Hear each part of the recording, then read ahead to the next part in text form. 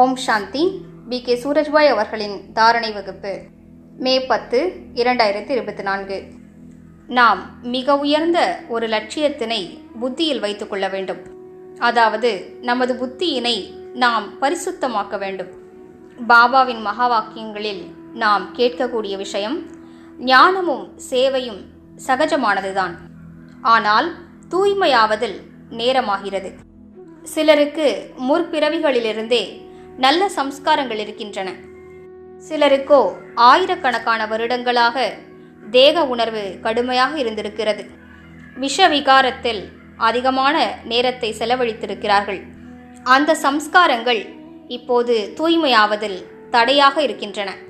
ஆனால் கடைசியில் நாம் அனைத்தையும் மாற்றியாக வேண்டும். எனவே தன்னைத்தான் ஆத்மாவாக உணர்வதிலும் பிறரையும் ஆத்மாக்களாக பார்ப்பதிலும் அதிகமான பயிற்சியினை மேற்கொள்ள வேண்டும்.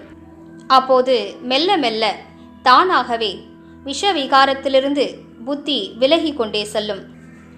பற்றுதலும் ஆசையும் விலகிவிடும். உடல் உணர்வு தளரும்போது அனைத்து விகாரங்களும் தளர்வடைந்துவிடும்.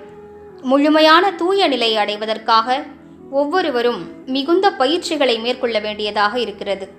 மேலும் தனது வாழ்க்கையில் சில நியமங்களை அவசியம் உருவாக்கி கொள்ள வேண்டியிருக்கிறது.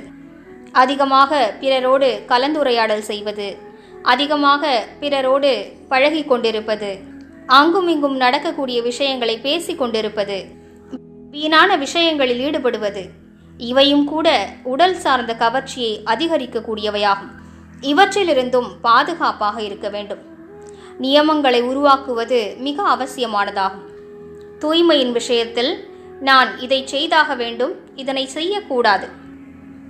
முக்கியமாக தன்னைத்தான் நியமத்திற்கு உட்பட்டு நடக்கக்கூடியவராக ஆக்கிக்கொள்ள வேண்டும். ஏனென்றால் யார் மிக உயர்ந்த லட்சியத்தை அடைய வேண்டும் என்று நினைக்கிறார்களோ, மேலும் யார் பாபாவின் உயர்ந்த சேவைகளை செய்ய விரும்புகிறார்களோ, மேலும் யார் தனது எதிர்காலத்தின், சொல்லப்போனால் முழு கல்பத்தின் அனைத்து பிறவிகளையும் உயர்ந்ததாக ஆக்க வேண்டுமோ, உயர்ந்த அதிர்ஷ்டசாலியாக ஆக வேண்டுமோ, எந்த பிறவியிலும் எந்த ஒரு பொருளின் இல்லாமையை நாம் அனுபவம் செய்யக்கூடாது என்று யார் விரும்புகிறார்களோ, அவர்கள் பாபா சொல்லக்கூடிய ஸ்ரீமத் படி நடக்க வேண்டும்.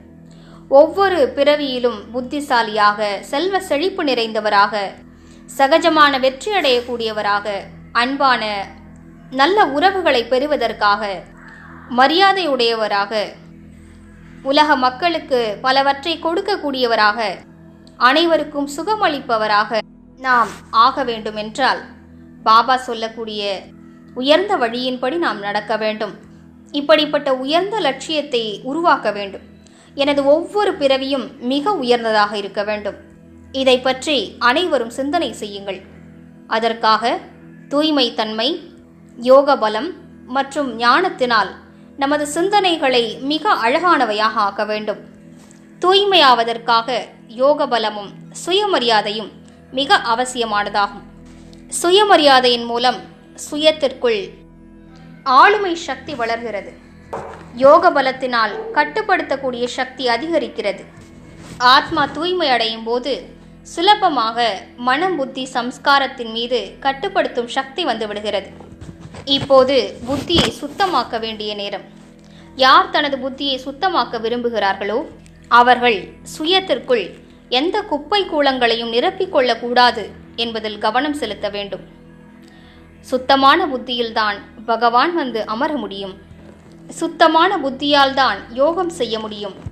சுத்தமான புத்திதான் சுயமரியாதையை தாரணை செய்ய முடியும். சுத்தமான புத்தியில்தான் வரங்கள் தங்கும். சுத்தமான புத்திதான் சுயமரியாதை நிறைந்ததாக இருக்க முடியும். சுத்தமான புத்தியால் தான் தூய்மை தன்மை அதிகரிக்கும். இந்த வாழ்க்கையின் அதீந்திரிய சுகம் கிடைக்க பெறும். எனவே முற்றிலும் புத்தியை சுத்திகரிப்போம். எந்த அழுக்குகளையும் இதில் சேர்க்கலாகாது.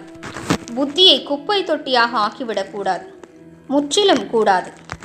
புத்தி என்பது மிகவும் விலை மதிக்க முடியாததாகும். குப்பை தொட்டியோ மிகுந்த மலிவானதாகும். தற்காலத்திலோ பாலித்தீன் பைகள்தான் டஸ்ட்பினாக இருக்கின்றன. நமது புத்தி என்பது விலை மதிக்க முடியாததாகும். அதில் ஞானத்தின் முத்துக்களையும் வைரங்களையும் நிரப்பிக்கொள்ள வேண்டும். தூய்மையின் சக்தியை நிரப்பிக்கொள்ள வேண்டும். இன்னும் பல அழகான உயர்ந்த விஷயங்களை நிரப்பிக்கொள்வதற்காக புத்தியை சுத்திகரிப்போம். ஓம் சாந்தி.